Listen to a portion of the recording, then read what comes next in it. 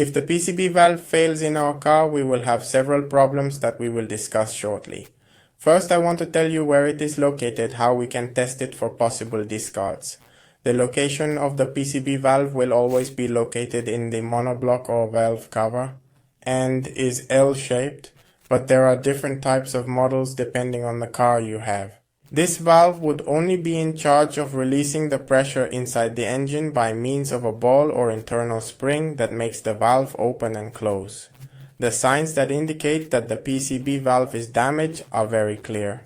The first would be white smoke in the exhaust pipe, ducts or air filters contaminated with a lot of oil, unstable idle due to RPM ups and downs, broken seals and gaskets due to leaks, fault codes related to the throttle body, IMRC system, MAF sensor, and IAT sensor.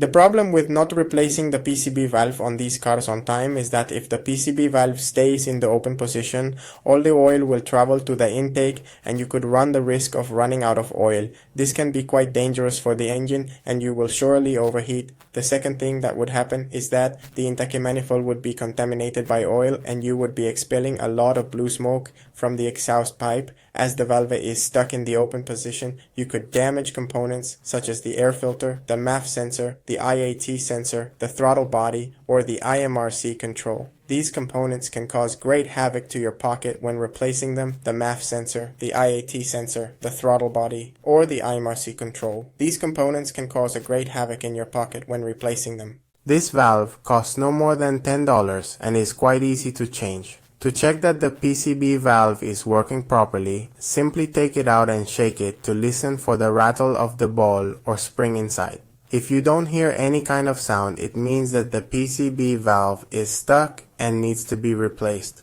If you liked the video and you have any fault, leave it in the comments and I will wait for you in the next video.